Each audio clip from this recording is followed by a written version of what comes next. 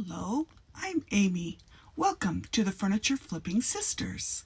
You may know me from my other YouTube channel, DIY is My Happy Place. On this channel, I'm joining with my 3 sisters, and the 4 of us are going to teach you tips and tricks that we have learned over the years for how to flip furniture. It might be a family heirloom that you absolutely plan on keeping, or it might be a piece that you found on the side of the road that needs new life that you plan on flipping for cash. Either way, we have a lot of things that we've learned over the years that we would love to share with you. So, if you'd like to learn our tips and tricks for flipping furniture, like this page, don't forget to subscribe and ring that bell to all. Welcome to the Furniture Flipping Sisters.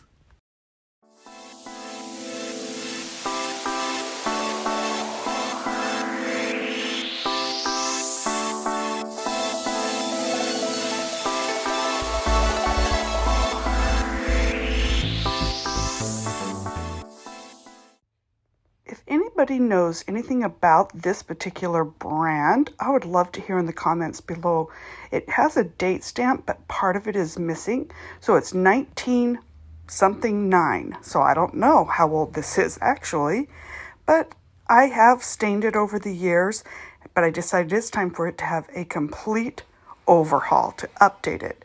So the first thing I'm going to do is give it a good sanding. I will tell you that I did break a little bit of a rule prior to this. About 10 years ago, I put stain right on the top of already stained and polyurethane piece of furniture.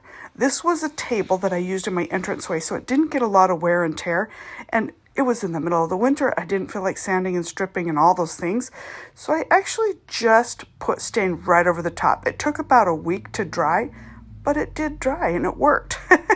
But this time I'm going to do the right way because I plan on selling it and I want it to be durable. So I'm going to, first of all, sand it. And here's another tip that I would say. I used that press and seal on my paint trays, and then I don't have to buy new trays. I can just keep reusing the same one over and over, and I don't have to worry about really high cleanup time. Now, I like to put my paint on with a roller. I know that I'm going to put more than one coat, and I'll sand in between to make sure there's no little rough edges. But I am pretty fast with a paint roller, so this is my preferred way of applying paint. If I was to use a paintbrush, it just seems like it takes a lot longer. A sprayer, you have to plan on overspray, and yet look how fast. This is real time. You know, I can really get a lot done with a roller. So that's why I personally like to use a roller whenever possible. I did take the hardware off and putty the holes. I did that previously and sanded those down because I plan on putting new hardware on, and so I didn't want to have to stick with the same holes. This one that I haven't painted is easier to see, that I puttied up those holes because I'm not sure, haven't decided for sure what hardware I'm going to be using on this one. It's funny, I talk to my sisters and we say, you know, you don't really know what your piece is going to be or what it's going to look like until you start sanding and you get into the groove of it, and then things start coming to your mind of what this piece was meant to be. Now I'm putting this white color on because it's more or less, it's actually not a primer, but it could be as a primer. It's just my first coat. So any color could then be put on over it.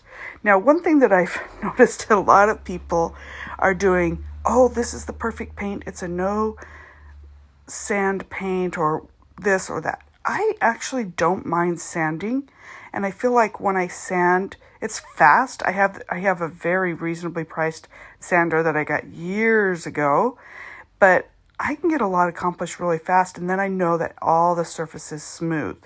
So I sand not only because it helps to get the paint to stick, but it also, you make sure that there's no dings or any problems with the piece. So I don't mind sanding.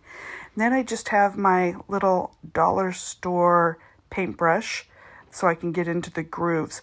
Now, I do, depending on what I'm painting, I do have high-end, good paintbrushes that are what I would call like cutting brushes that I use if I'm going to be painting somewhere where I want to get a very precise area. But on a piece like this, I don't need to use my fancy cutting brush. So I like to use things that I can just paint real quick, and then I put them in a Walmart bag or whatever to keep them from drying out, and then I'll paint again the next day or whatever to put another coat on. And ultimately, rather than trying to clean out that paintbrush, I just throw it away and the paint roller.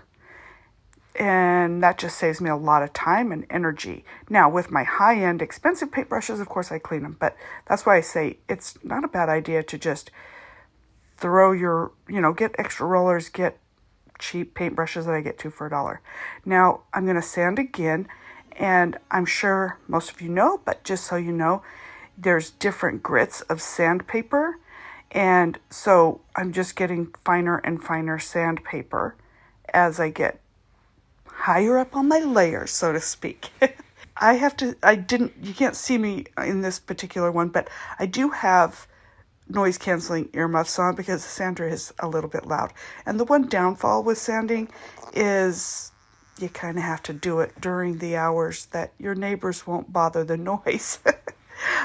In this particular time that I'm sanding, it's early in the morning, but not too early. I am in a garage, but I still don't want to be that annoying neighbor. So I guess there are some downsides to sanding, but okay, after I get done sanding, I go ahead and wipe it off, make sure that I get any little remnants of little grains left over. And so I use a wet washcloth just to make sure. And I know a lot of people use those microfiber cloths. I know I have one somewhere, but I couldn't find it. So I just used a regular washcloth, and I was just careful not to scratch the wood surface. And then I'm going to go ahead and dry it once again to make sure there's no little remnants, because if there's little pieces or fragments left over, then when you paint again, then you're going to need to sand again because it'll leave a little mark. And there's a couple of places that as I was wiping, I could feel just little tiny bits of paint. And so I'm going to go ahead and use just my hand sander to get those. And it'll go nice and fast and a lot easier than trying to get it. I don't want to use, on the legs, I don't want to use my electric sander because I don't want to, wear it out, so to speak.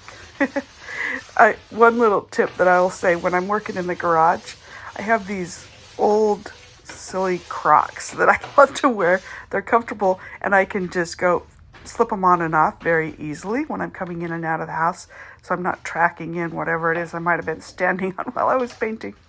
Okay, now this is another tip. I like to get these takeout bowls and put some paint in them so that I can do touch-ups and whatever, so that I don't have to open up a whole can of paint every time. But this particular gray I had used on a different project, and now I'm going to do a whitewash technique with it. So I've already touched up my piece, so I don't need this anymore. And with this whitewash technique, it is 1 part paint to 10 parts water. It really is a wash. Now, as you can see, I'm not exactly measuring, but that's what you think about in your ratio. It's really pretty watery. So what I'm going to do is just sort of wipe this onto my table. Oh, another tip is I like to not ruin every bit of clothing that I have. So whenever I'm painting, I always put especially some t-shirts I don't mind, but like my sweats and some of my pants, I don't have a million of them, but I just wear them wrong side out. And then if I want to wear them to go work out and I don't want to look like the painted lady, I put them right side out. Oh yeah. Whenever my kids come over and they're like, oh, here, let me help you with that, I say, yeah, that'd be great. Put your clothes wrong side out so you don't ruin this outfit. So, little tip on what to wear. We are working on getting some Furniture Flipping Sisters t-shirts. made and some hats and some different things. So that is going to be coming soon. Then we can actually wear our t-shirts when we're doing our working. Okay, so as you can see, I'm taking this gray paint and I'm just wiping it on very lightly. And actually, when you're putting it on, it might look like it's darker than what you even want. But I'm going to put it on and let it just start to dry a little bit.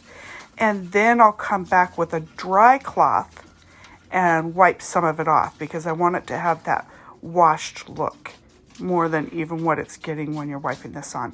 Now, when you're wiping on your whitewash, you want to keep everything going in the same direction so that it looks like the natural grain of the wood. So that is the one part you have to keep on working, especially when you get in the corners. You have to make sure, I mean, you're using a washcloth, so it's hard to get those little tiny fine places. But that's the thing that makes the difference of whether it's great or really great. And make sure you don't forget or neglect the drawers. Do the same exact thing. This desk was actually in two pieces. It had the desk and then the, kind of drawers and whatever that just sat on top. And it actually had brackets that you could screw it on, but I never have. It just was easier to dust if I could just lift that part. So I'm going to leave it that way. It worked for me for 10 years like that. I don't see any problem with leaving it a two-piece furniture. Okay, now we're getting to the fun part. I'm going to give the legs a dipped paint look, but I'm not actually going to dip it. I'm just going to tape it off and paint the bottom parts gold. Now, after you tape it off, the one thing that you're for sure going to want to do is put a clear spray over it so that it doesn't seep up in and you'll have a clean line. So before I started spraying my gold, after I had sprayed my clear polyurethane, I went ahead and sprayed my hardware gold, and then it's ready to put gold onto my legs. I saw someone had posted on a painted furniture group that I'm on with Facebook, and they had a desk that looked very similar to this, and it was beautifully done, and they'd been trying to market it and were getting no bites for weeks. I mean, even months, I think. And they said, what should I do differently? And they said, paint the legs the dipped gold look. And so she did, and she sold it pretty quickly. So I'm like, oh, that's good to know. When I get around to doing that piece, I'm going to do that. Okay, now on the top, after everything's dried and it's looking how I like it, I go ahead and spray with polyurethane. I've got some spray polyurethane, or you can do the wipe-on kind, but I like this spray because there's so many different angles and it just seems to be faster than if I had a brush. And I also don't end up with any lines. Now, I know it appears that I am spraying indoors, but actually the other garage door is open. You definitely, whenever you're using spray paint, want to have good ventilation and even possibly wearing a mask. You don't want to be breathing in that stuff. Now here's my fancy high-tech way of finding the spot that I want for my hardware.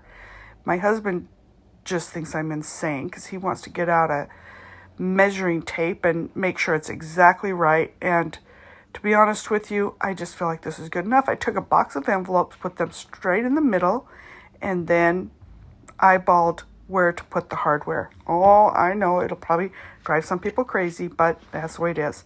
So the first thing I'm going to do is I'm going to drill a pilot hole. Remember how my sister Sarah didn't know what a pilot hole was? That just means that you're going to drill a hole that's just a little bit smaller than the screw that's going to have the hardware in it, just to help it so that it'll go in correctly. Now the hardware, the knobs that I have, I picked those up on clearance from Hobby Lobby, actually, and I knew when I got them, oh, those would look really good gold. So just put on those gold knobs. The knobs cost me $1.25 a piece. So the cost of this particular piece is about $5. I reused paint that I had from all my other projects that I've been working on. So I bought no new paint for it. Everything was just used with what I had. So all in, I am into this piece $5. Not bad. Now I can't wait to get it on the market and see what I can sell it for. What do you think? How much would you pay for this? My sisters and I would love to thank you for coming and joining in on our fun. If you haven't already, please hit that subscribe button and hit the notification bell to all. Then you will be notified when we put up new content. Now, you're gonna want to subscribe, and let me tell you why. We are planning on doing something that I personally have never seen done before, and that is we're gonna do a YouTube live with 3 of the sisters working at the same time. So in one night, you will see 3 pieces of furniture flipped within an hour and a half. We are in 3 different states, so we will be doing our pieces via YouTube, and you can join along as we go. Our 4th sister is going to be the commentator, so you can actually ask questions and say, wait, why did you do this? Or, oh, I like how you did that. You can join in. It's going to be interactive. So we are just thrilled. And so you're going to want to ring that bell to all so that you'll be notified when we are going to be doing this fun and fantastic YouTube Live. If you haven't learned anything else from us, I hope you'll take away this, and that is, it doesn't have to be perfect to be awesome.